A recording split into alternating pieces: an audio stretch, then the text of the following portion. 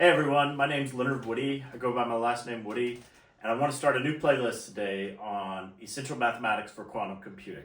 It's a book I published 3 years ago, and I'm excited to finally get to a set of YouTube videos that's all about it. So what exactly does this book go through, and how will we go through it in the series of videos?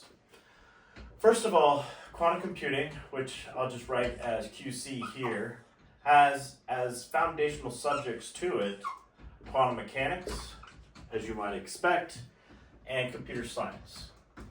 Now, underlying both of these subjects is mathematics. So it's very important to get your math correct before you start to build on top of it and go into quantum computing. Now, we're going to do all of these in the book, and the book is about quantum computing, but essentially it's about the mathematics of the quantum computing. And why is this important? A number of things. One, quantum computing is probably one of the most complex subjects that are out there. And if you don't build a good foundational knowledge of it, you're just going to get lost and not understand the words or the equations that are describing what's going on. Secondly, and especially from the quantum mechanics standpoint, physicists dominate the field. Especially in the beginning of the history, they define a lot of the terms that we're going to use, like bras and kets. And this is why mathematics is so central to the subject. So to understand quantum mechanics and computer science, math is the language. So if you're trying to learn about French history, but you don't learn about French, you're going to have a problem. And the same thing goes for quantum computing. Math is the language. Now, I don't want this to be a boring math course. I think we've all sat through those. I do want to bring in quantum computing, and we are going to do that. As we go through math subjects, we are going to go straight into the quantum computing that it connects to. So you'll be doing both at the same time. The way that I think is best to learn, at least for myself, is the tried and true method that we have at university. One, watch a lecture like my own. Although I hate that word lecture because it makes it sound boring. But I'll go ahead and write that anyways. 2, read. This is actually my favorite activity. Preferably my book, Essential Mathematics for Quantum Computing. By the way, that's the bit.ly address if you're interested in purchasing a copy. And then 3, do exercises.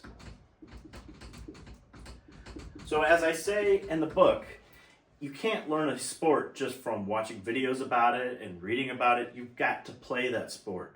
And the same is for quantum computing. You have got to do exercises, especially with mathematics. Now, I think these two are interchangeable,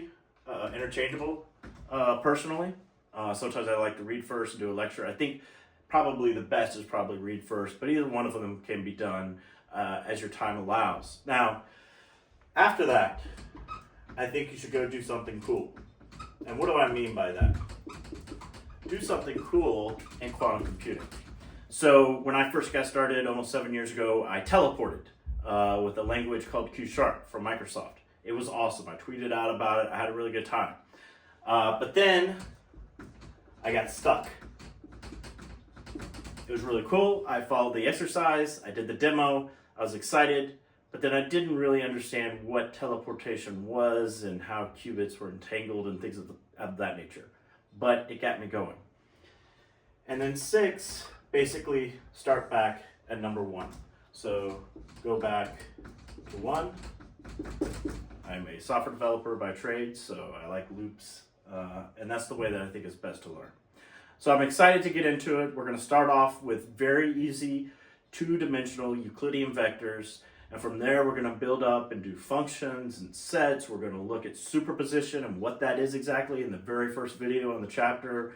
We'll look at entanglement, all the concepts that you've heard about in quantum computing, and they'll be understandable to you from a mathematical standpoint, which is the only viewpoint that really matters, because that's how physicists and computer scientists define quantum computing. Can't wait to get started. I'll see you in the next video. Thanks.